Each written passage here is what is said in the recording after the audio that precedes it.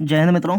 इस वीडियो में business standard में छपे लेख सशक्तिकरण के लिए कदम पर डिस्कशन करेंगे।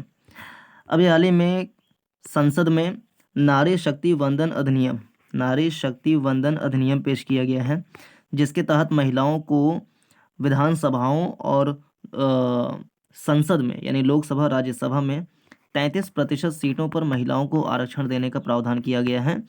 इसमें एससी और एसटी वर्ग की महिलाओं को आरक्षण के भीतर आरक्षण का प्रावधान है, परंतु ओबीसी के लिए यह प्रावधान नहीं है। हालांकि 33% आरक्षण वाले सीटों में महिलाएं ही केवल लड़ेंगी और जहां पर एससी एसटी की सीटें रहेंगी वहां पे खाली वही लड़ेंगी। अन्य सीटों पर ओबीसी की महिलाएं भी लड़ सकती हैं। आरक्षण का मकसद ये होता है कि समाज के जो शैक्षणिक, सामाजिक, राजनीतिक रूप से पिछड़े वर्ग हैं उनको प्रतिनिधित्व देना, उनकी संख्या में इजाफा करना, वृद्धि करना। एससी और एसटी वर्ग के लोगों का प्रतिनिधित्व लगभग प्रत्येक स्थान पर कम है और राजनीति में भी कम है। उसमें भी जो महिलाएं हैं उनका प्रतिनिधित्व और ज़्यादा कम है। इसलिए एससी और एसटी की महिलाओं को आरक्षण के भीतर आरक्षण का प्रावधान किया गया। इसके पहले जो भी अधिनियम पेश किए गए हैं महिला आरक्षण के लिए, उसमें आरक्षण के भीतर आरक्षण का प्रावधान करने की मांग की जा रही थी, जिसकी वजह से उसे पास करने में दिक्कत आ रही थी, परंतु ये वाला अधिनियम पास कर दिया गया है। सशक्तिकरण के लिए कदम। करीब 27 वर्षों तक आगे पीछे करने के बाद महिला आरक्षण विधेयक मंगलवार को एक बार फिर संसद में पेश किया गया। यह विधेयक 128वें संविधान संशोधन द्वारा आहूत एक विशेष सत्र में प्रस्तुत किया गया। विधेयक के मुताबिक महिलाओं को लोकसभा और राज्यों की विधानसभाओं में 33% आरक्षण की गारंटी देने का प्रावधान है, मगर अभी इसमें वक्त है और यह पारित हो गया तो भी परिसीमन की कवायद पूरी होने के बाद ही लागू हो सकेगा। खुद परिसीमन का काम इस पर निर्भर करेगा कि जनगणना कब तक पूरी होती है। हालांकि यह समय भी व्यर्थ नहीं जाएगा, क्योंकि इसमें सरकार को सावधानी के साथ नियम तैयार करने का मौका मिलेगा। हम हाल के वर्षों में देख ही चुके हैं कि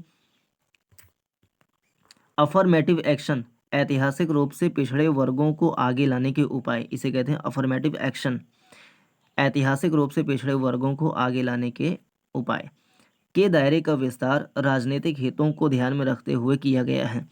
ऐसे में महिला आरक्षण को लागू करने में अगर महिलाओं के अहम सामाजिक आर्थिक लक्ष्यों को ध्यान में रखते हुए कार्यक्रम तैयार नहीं किया गया तो उसके भी ऐसे ही अनचाहे परिणाम आ सकते हैं।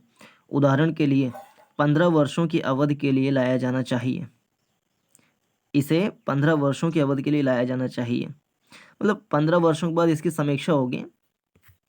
15 वर्षों के लिए लाया जाना चाहिए ऐसी बात नहीं है और न ही ऐसा सुझाव उपयुक्त है, बल्कि 15 वर्षों के बाद इस अधिनियम की समीक्षा होगी और समीक्षा के बाद इसको और ज़्यादा विस्तार या इसका सूक्ष्मीकरण, लघुकरण करने की बात की जाएगी, जैसा भी समय बताएगा। ऐसे में महिला आरक्षण को लागू करने में अगर महिलाओं के अहम सामाजिक आर्थिक लक्ष्यों को ध्यान में रखते हुए कार्यक्रम तैयार नहीं किया गया तो उसके भी ऐसे ही अनचाहे परिणाम आ सकते हैं। उदाहरण के लिए 15 वर्षों की अवधि के लिए लाया जाना चाहिए। गौरतलब है कि अनुसूचित जाति और जनजाति के लोगों के लिए शिक्षा और रोजगार के वास्ते मूल रूप से 10 वर्षों के आरक्षण की व्यवस्था की गई थी, लेकिन यह अब तक चल रहा है। ये 10 वर्षों के लिए आरक्षण राजनीति में तो था, शिक्षा और रोजगार के लिए। इसी प्रकार लोकसभा और राज्यों की विधानसभाओं में इन वर्गों के लिए 70 वर्ष का कोटा 2020 में समाप्त होना था, लेकिन इसे 10 वर्षों के लिए बढ़ा दिया गया है। राजनीति में यह पहल स्वागत योग्य है, परंतु यह भी अहम है कि यह कानून सांकेतिक न रह जाए और इसका उद्देश्य केवल चुनावों के दौरान वोट बटोरना या वैश्विक सूचकांकों में भारत की रैंकिंग बढ़ाना भर न रह जाए। इस कानून की असली परीक्षा इस बात में निहित है कि यह देश की आधी आबादी को शिक्षा, स्वास्थ्य, पोषण और स्वच्छता तथा रोजगार बेहतर तरीके से उपलब्ध कराने में किस हद तक मददगार साबित होता है। हालिया प्रमाणों को देखें तो यह अपेक्षा बेतुकी भी नहीं है। 2013 में यह विविध दलों वाली एक पहल थी जिसे महिला सांसदों ने अंजाम दिया था और जिसकी बदौलत बलात्कार और कार्यस्थल पर यौन शोषण के खिलाफ अधिक कठोर कानून पारित हो सके। लोकसभा में इसके लक्ष्य को हासिल करना अपेक्षाकृत आसान होना चाहिए क्योंकि समय के साथ महिलाओं का प्रतिनिधित्व बढ़ा है, परंतु राज्यों और केंद्र शासित प्रदेशों में चुनौती बढ़ सकती है। कोई भी राज्य राष्ट्रीय औसत की बराबरी नहीं कर सका है और पारंपरिक रूप से मातृसत्तात्मक समाज वाले पूर्वोत्तर राज्यों और केरल में भी इसका प्रतिशत 0 से 9 के बीच है। इस लिहाज से देखा जाए तो हालिया इतिहास बताता है कि स्त्री पुरुष भेद के पहलुओं को हल करने में संवैधानिक प्रावधानों की अपनी सीमा है। हालांकि भारत उन चुनिंदा देशों में शुमार है जिन्होंने कई विकसित देशों से भी पहले महिलाओं को मतदान का अधिकार प्रदान किया था। महिलाओं के राजनीतिक और आर्थिक सशक्तिकरण को सुनिश्चित करने की राह में तमाम चुनौतियां रही हैं। पंचायतों में महिलाओं की कम भागीदारी और श्रम शक्ति में उनका कम नज़र आना भी यह दर्शाता है।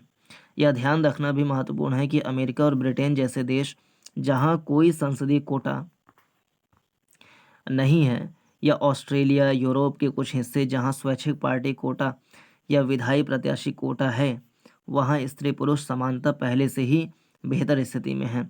दूसरी ओर Nepal, Pakistan, Kyrgyzstan, Uzbekistan, Uganda, Rwanda, Sudan, Niger, Bangladesh, Philippines और इंडोनेशिया जैसे देशों में विधायिका में महिलाओं के लिए आरक्षण मौजूद है और इनमें से कुछ को ही स्त्री पुरुष समानता में बेहतर माना जा सकता है।